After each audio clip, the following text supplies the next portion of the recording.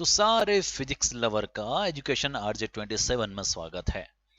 तो आज हम पढ़ेंगे कॉम्बिनेशन ऑफ कैपेसिटर। ये आपका टॉपिक है क्लास 12th फिजिक्स में।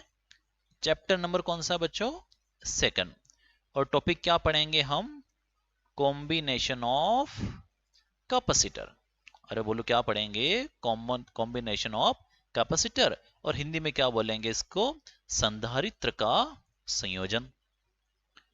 अब देखिए क्वेश्चन आपके माइंड में ये आना चाहिए। देखिए जब भी आपको टॉपिक पढ़ते हैं तो सबसे पहले आपको ये समझना है कि हमें टॉपिक को पढ़ना क्यों है। इस टॉपिक को पढ़ लेंगे तो हमें क्या नई चीज जानने को मिलेगी। सिर्फ एग्जाम को पास करने के लिए नहीं पढ़ना है।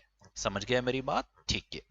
तो सबसे पहले हम ये देखते हैं कि हम कैपेसिटर को कंबाइंड क्यों करते हैं, क्यों हम कॉम्बिनेशन करते हैं। तो एक सिंपल सा एग्जांपल देखिए।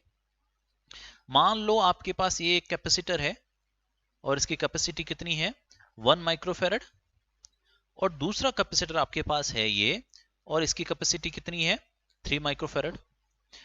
अब मान लो आपको एक ऐसा कैपेसिटर चाहिए जिसकी कैपेसिटी कितनी हो? 4 माइक्रोफैरड। ठीक है। अब आपके पास दो विकल्प हैं।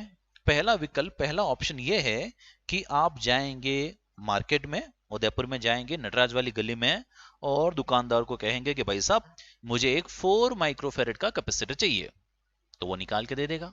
लेकिन मान लो आप उदयपुर से दूर रहते हैं, आपके आसपास कोई दुकान नहीं है, तो क्या करेंगे? तो कुछ नहीं करेंगे, हम कैपेसिटर को कंबाइन करेंगे। तो हम क्या करेंगे? इन दोनों कैपेसिटर की हेल्प से एक नया इफेक्टिव कैपेसिटेंस बनाएंगे, इफेक्टिव धारिता बनाएंगे, जिसकी वैल्यू कितनी हो? 4 माइक्रोफैरड। तो हम दुकानदार के पास जाकर 4 माइक्रोफैरड का कैपेसिटर नहीं मांगेंगे, बजाय हम इन दोनों की हेल्प से एक नया धारिता बनाएंगे, एक नई कैपेसिटेंस बनाएंगे, जो कितना होगा? 4 microfarad.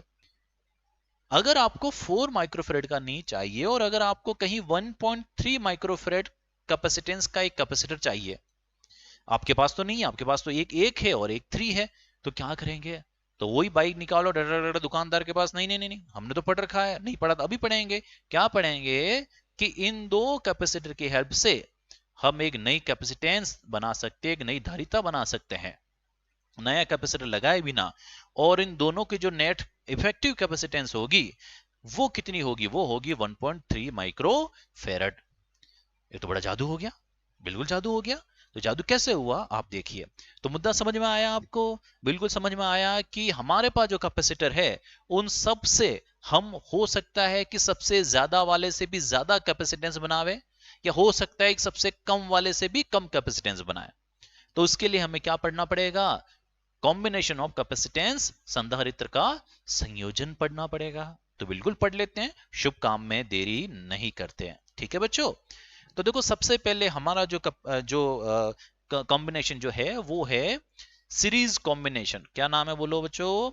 Series combination of capacitor. Series combination of capacitor.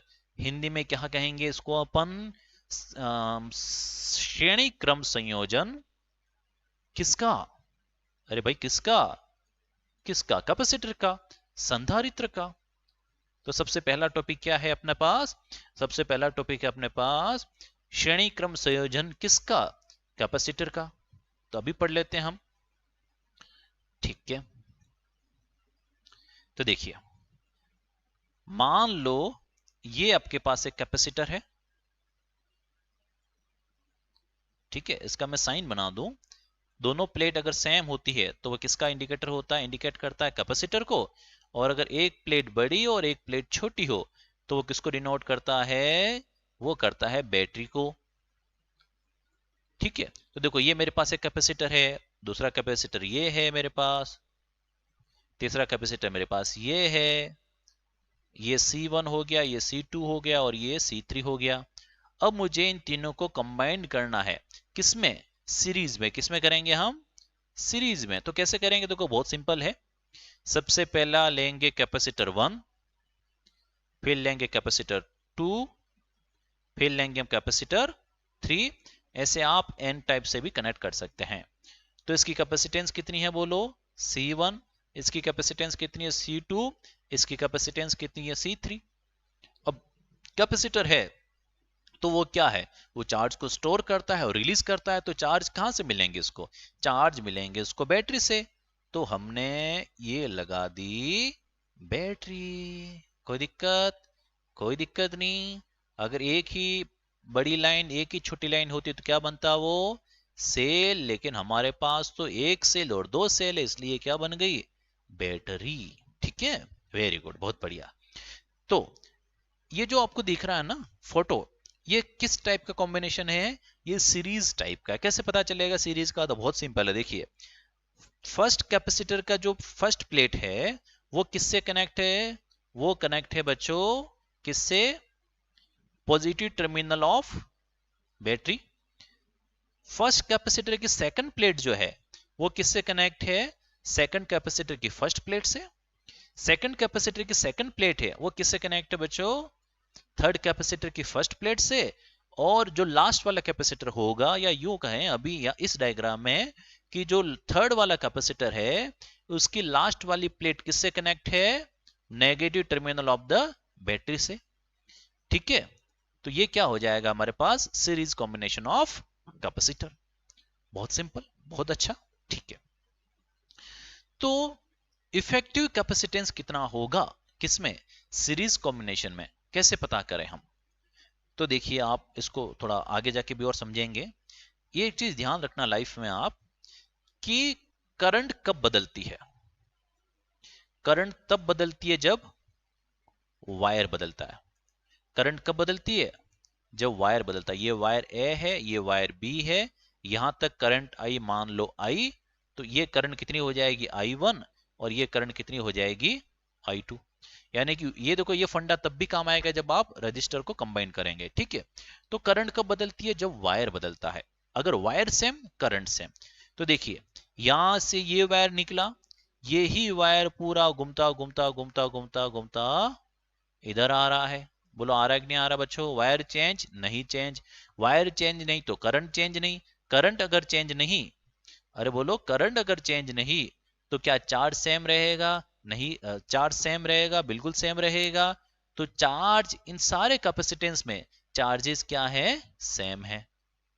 ठीक है, तो क्या बदल रहा है, तो देखिए ये जो इसके पास V वोल्ट पोटेंशियल था, ये क्या हो गया, ये बदल गया।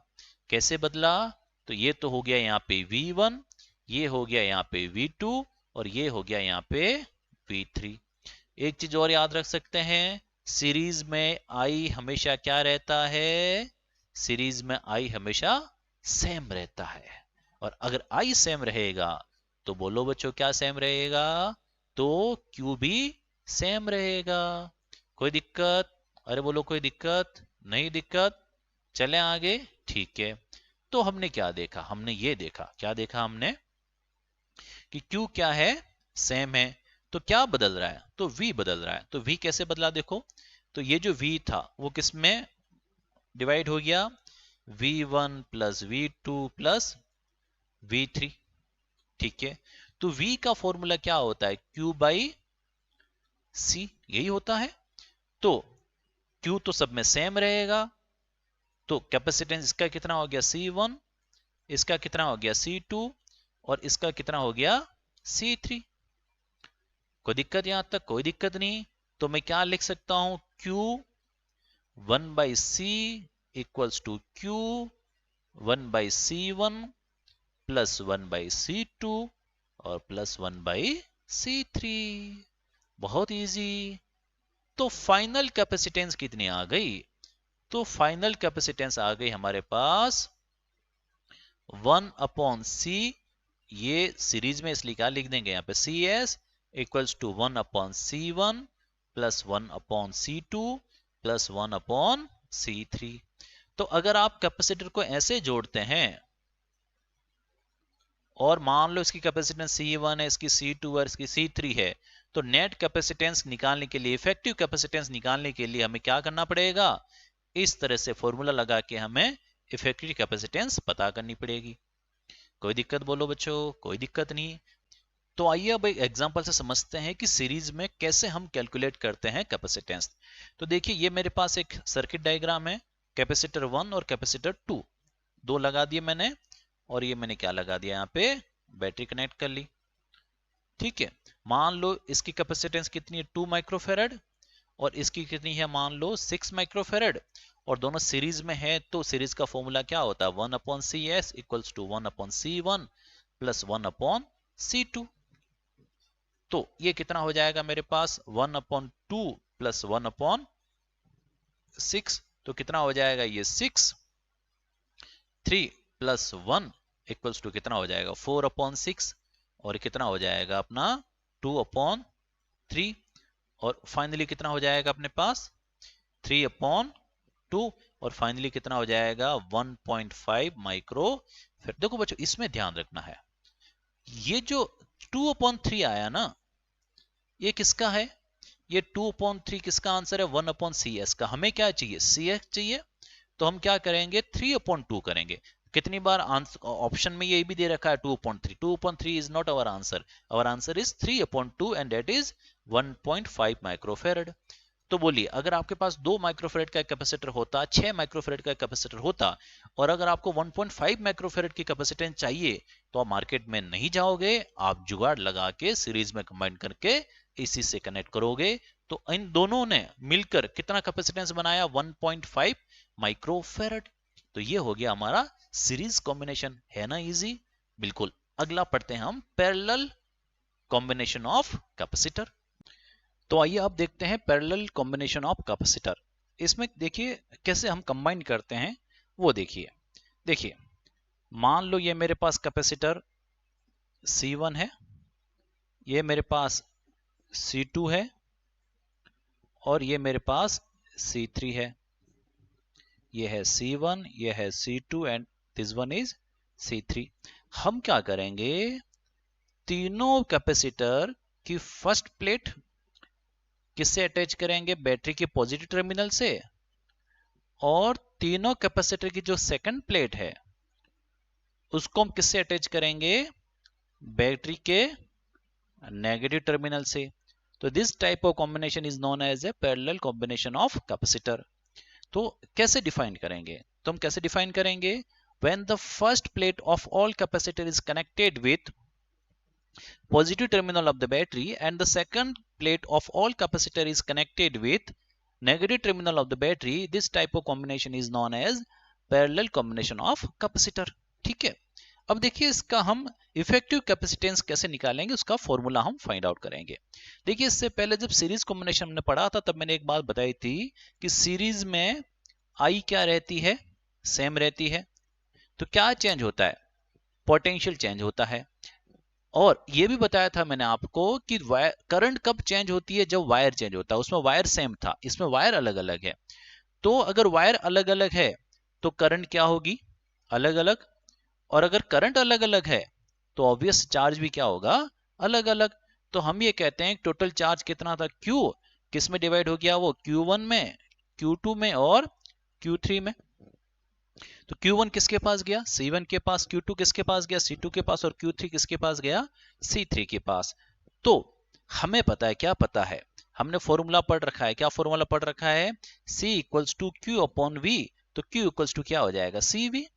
तो ये क्या हो जाएगा मेरे पास, CV इक्वल्स टू, अब देखिए यहां पे जो चार्ज है वो क्या हो रहा है, बदल रहा है। तो क्या चीज बदल रही है, हमने कहा पोटेंशियल क्या है, सेम है। तो यहाँ पे कैपेसिटर कितना हो गया C1V, यहाँ पे कितना हो गया C2V, और यहाँ पे कितना हो जाएगा C3V। तो V इक्वल्स टू क्या हो जाएगा, C1 plus C2 plus C3। तो फाइनली इफेक्टिव कैपेसिटेंस कितनी आ गई मेरे पास, वो आ गई C1 plus C2 plus C3।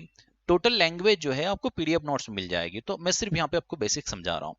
ठीक है, तो मान लो ये अगर 5 माइक्रोफेरेड का होता, अगर ये 10 माइक्रोफेरेड का होता, और अगर ये 6 माइक्रोफेरेड का होता, तो टोटल इफेक्टिव कैपेसिटेंस कितनी होती, तीनों को पैरेलल कंबाइन करने पर तो कितनी होती, वो होती हमारे पास 21 माइक्रोफेरेड। कितनी होती, 21 माइक्रोफैराड। समझ गए आप?